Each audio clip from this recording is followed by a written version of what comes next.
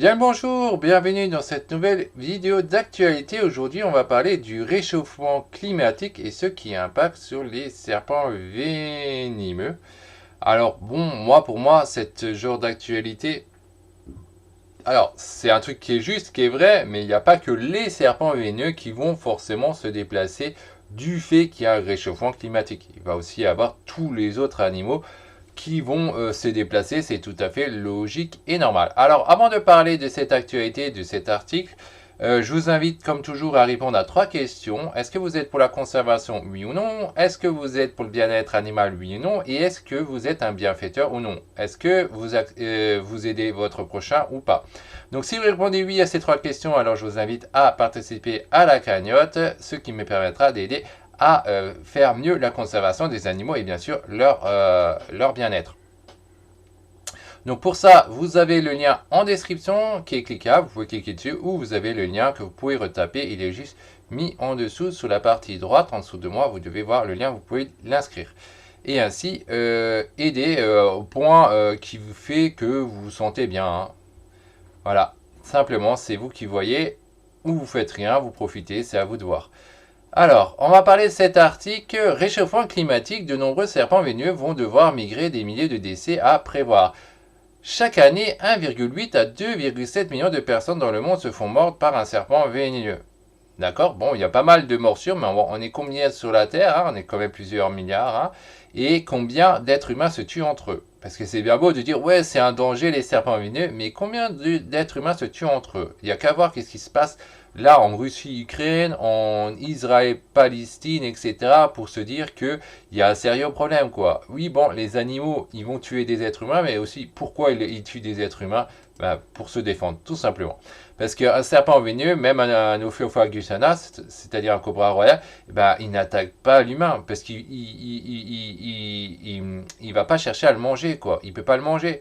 Donc, quand il y a des attaques de ce genre de serpents, c'est uniquement de la défense et rien de plus. Ça, il faut le savoir. Alors, parlons-en un peu. Alors, qu'est-ce qu'il dit cet article? Les dangers liés au réchauffement climatique sont nombreux pour certaines inattendus. Selon une étude publiée en mars 2024 dans la revue The Lancet Planetary Health, de nombreux serpents venimeux devraient par exemple migrer dans de nouveaux pays comme les Spixelguardian, ce qui pourrait entraîner de graves conséquences pour les populations locales. Alors bon, ça dépend, mais c'est quel pays qui n'a pas de serpents venimeux? Même en France, on a des vipères, on a plusieurs vipères, donc ouais, bof, il y en a un peu plus, oui, mais bon, est-ce que ça va changer grand-chose? Pas forcément, c'est aux gens de savoir quand ils se disent, bon, nous, on va faire une randonnée quelque part, de se renseigner un peu sur les choses. Parce qu'il est vrai qu'il y a des gens en France qui ont un peu la stupidité de se mettre sur des murs, alors que les vipères sont sur les murs. Et donc des fois, ils ont un sacré risque de se faire mordre au cou ou autre, et c'est vachement grave, quoi. Mais c'est bien de la faute des gens qui ne sont pas éduqués, et pas le fait qu'il y a plus de serpents venimeux qui viennent, qui vont changer quoi que ce soit. C'est aux gens de se renseigner un peu avant de faire leur randonnée, etc. Une reconfiguration géographique. Nous devons d'urgence mieux comprendre comment cela affectera exactement les lieux de morsure et le nombre de personnes mordues, afin de pouvoir nous préparer.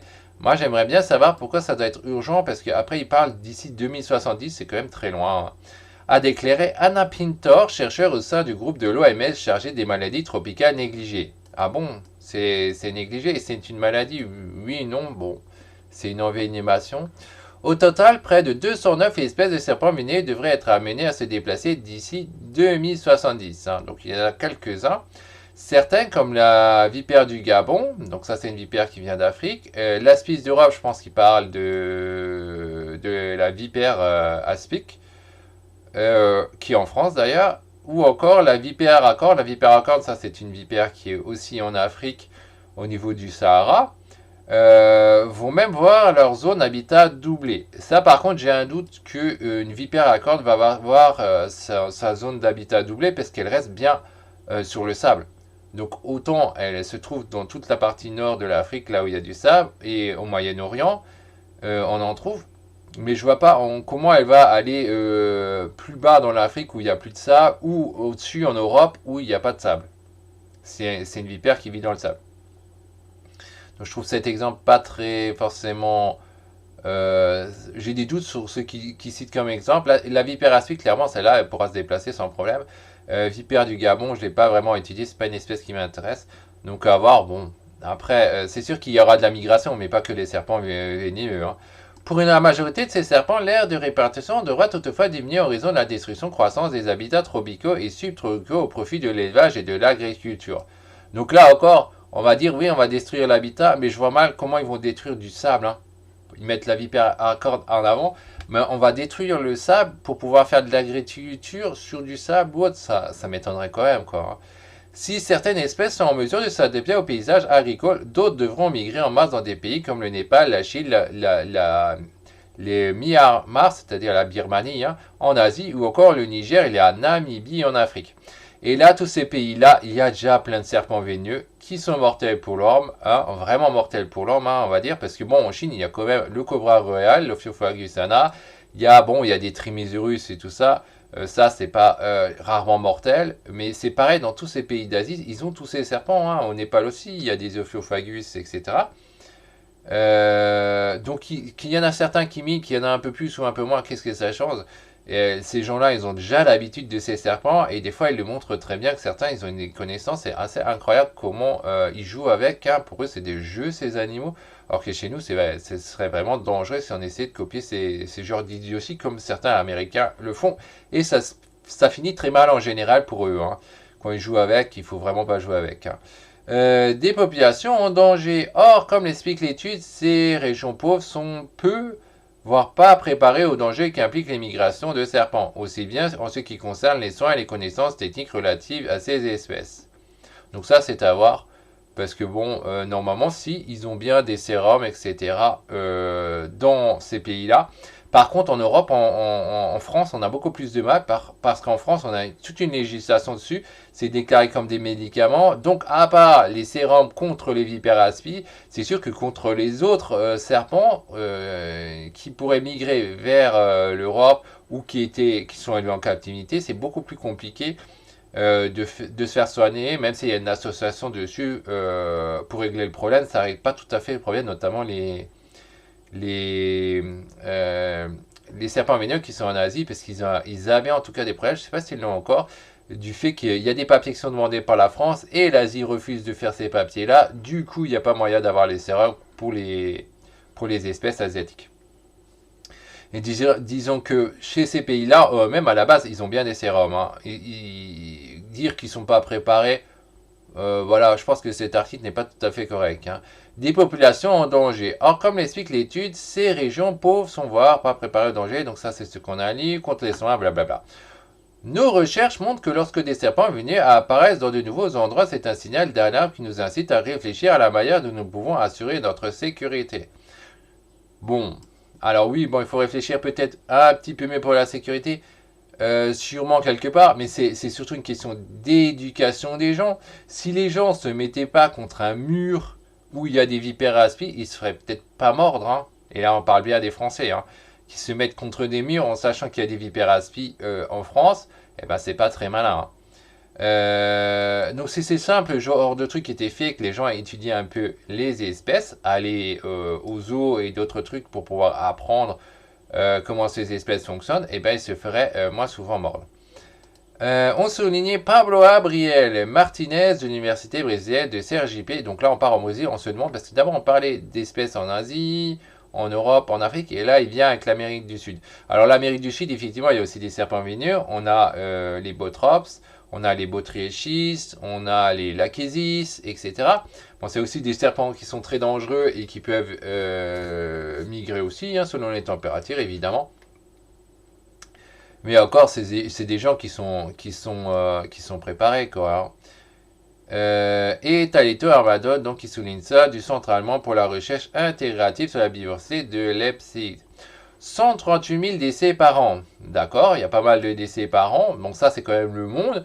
Mais moi, je me demande, c'est combien de décès par an, ça, par rapport à ce qui se passe dans les guerres? Combien il y a eu de morts en un an en Ukraine à cause des Russes qui ont décidé d'envahir le pays? Et qu'est-ce qu'il en est, pareil, avec les histoires entre Israël, Iran, la Palestine et tout ça?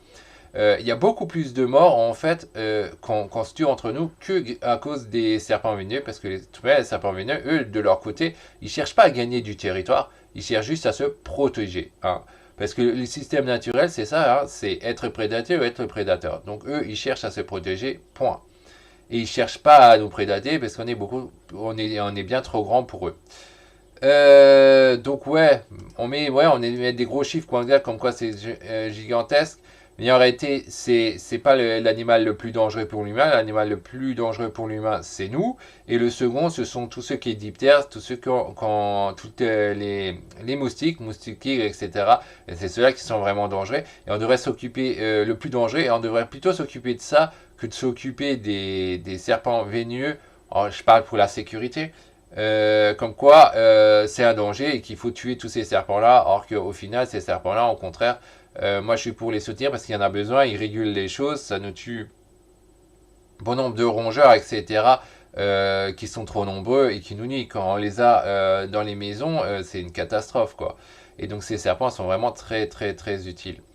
Donc, selon l'Organisme mondial de la santé OMS, 1,8 à 2,7 millions de personnes se font mordre par un serpent véneux chaque année. Ces morsures sont responsables de 138 000 décès et de 400 000 amputations et handicaps permanents. Après ça, il faut le savoir que certains serpents véneux, effectivement, ils détruisent les cellules. Hein, c'est cytotoxique. C'est le cas des botrops, c'est le cas des najas qui crachent du venin. Et donc, effectivement, c'est quand même assez moche quand les gens se font mordre comme ça, mais c'est aussi souvent leur faute parce qu'ils manquent de connaissances et ils ne se sont pas préparés pour éviter de se faire mordre. En captivité, se faire mordre, par exemple, par une échisse, c'est quand même beaucoup plus difficile que dans le cas où le gars il va faire sa terre agricole en n'ayant pas protégé ses jambes. Si vous protégez vos jambes, eh ben, vous avez moins de chances de vous faire mordre par une équisse en faisant votre truc, votre élevage de maïs, d'animaux X ou Y. Hein. Et donc ça, peut-être les gens, ils manquent vraiment de moyens, mais c'est quand même à eux d'investir là-dedans, quoi. De se dire, tiens, il me faut des protections sur les jambes, quoi. C'est un manque de connaissances, quoi. Donc voilà, qu'est-ce que ça disait? Ah, il y a encore ça. Les chercheurs n'ont pas constamment invité les pays à échanger davantage leur savoir en matière de gestion des serpents véniers. Après tout, les frontières internationales ne sont pas faites pour les serpents, mais pour les humains. A conclu Sumiadep Bohomik, professeur de médecine à l'université de la Nouvelle-Galles du Sud à Sydney, Australie. Donc là, on part carrément autre part. Bon, après, en Australie, il y a aussi pas mal de serpents vénieux. Hein. On a les fameux Oxyuranus, les Pseudonaja, etc. Et qui sont vraiment très dangereux si on se fait mordre par ce genre de serpent. Il y a les pseudoéchis aussi, et il y en a quelques-uns. Donc voilà pour ce qui est dit dans cet article. Ouais, bon, les serpents vénéneux, ils vont bouger. Donc attention, ça risque d'augmenter le nombre de morts. Mais bon, par rapport entre nous, comment on se tue, ben, en fait, c'est pas beaucoup.